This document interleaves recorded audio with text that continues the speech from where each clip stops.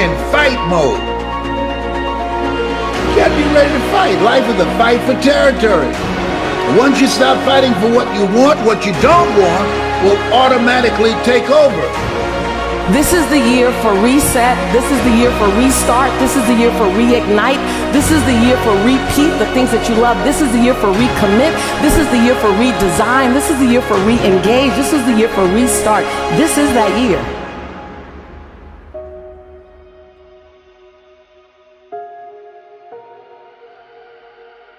Fight like a warrior and die a legend. If you want to start to feel happy, it starts with you wanting to feel happy. We like to sit and dwell. We like to sit in our own sadness. Make sure you're spending time every single day, whether it's 15, 20 minutes, whether it's an hour, 2 hours. Take time to allow your mind separation from the stresses of your day. If you expect to fail, you will fail. On the other hand, if you expect to win, you will win.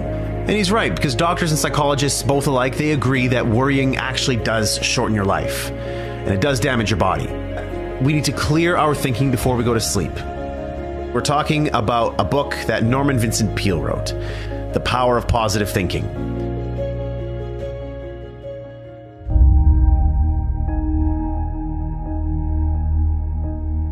Let's kick this off with golden nugget number 1, creating your own inner happiness. You are responsible for your own happiness, because unhappiness is usually the byproduct of you thinking sad thoughts, you having these negative feelings, you having resentment towards others, and just having an overall crappy outlook on life. So if you think those things, what do you think is going to happen? You have to force yourself to not think those negative thoughts. Peale says we have to get into the happiness habit by thinking upbeat, cheery thoughts throughout the day. We like to sit and dwell. We like to sit in our own sadness. I don't like to do that, but I just know that sometimes my brain forces me to do that, and I don't know why. So I have to force myself to not do that. I have to put on upbeat music. I have to go do something productive. I have to get in the gym. I have to go hang around friends that are going to make me laugh. And it's tough. At first, it doesn't feel right. It feels like you're forcing it because you are forcing it, but eventually it starts to make you feel better. There are miracles happening all around you. There is beauty all around you. Open your eyes and look. Can you see the sun shining? Great. Can you hear the birds chirping? Great. Can you feel the warmth of the sun on your skin? Awesome. There's simple beauties all around us. If you want to start to feel happy, it starts with you wanting to feel happy.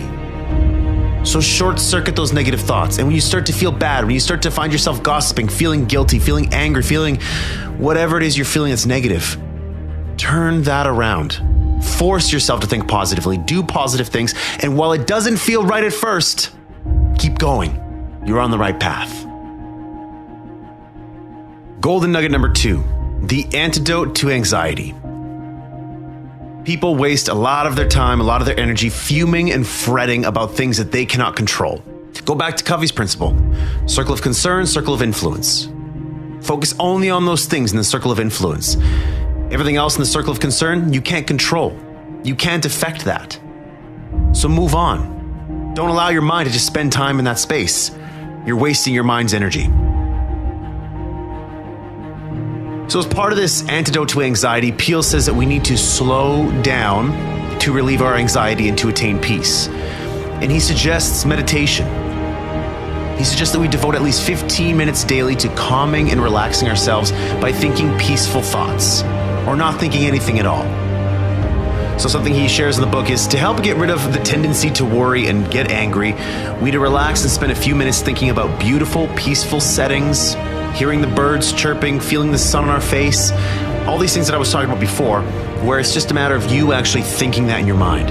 Wherever you are, if you're at work, if you're in your house, it doesn't matter. Close your eyes and open your mind to maybe a place where you were on vacation before. And go there for 15 minutes. Smell the smells. Feel what the sand feels like on your feet.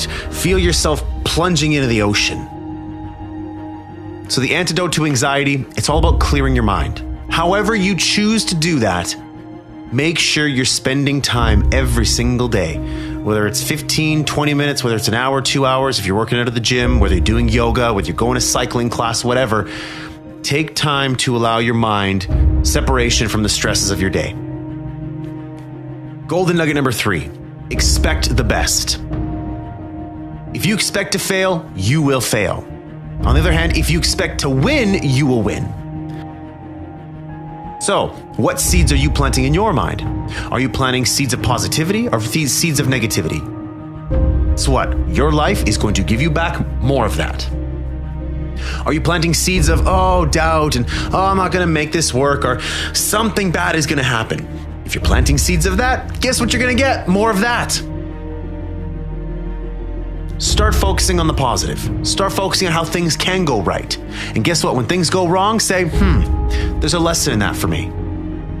Because life doesn't happen to me, it happens for me. So everything that's happening is there to teach me a lesson. This isn't a setback, it's a set up. The thing that's really bad, it happened for a reason. I'm going to learn from it and I'm going to get better. Golden nugget number 4, worry not.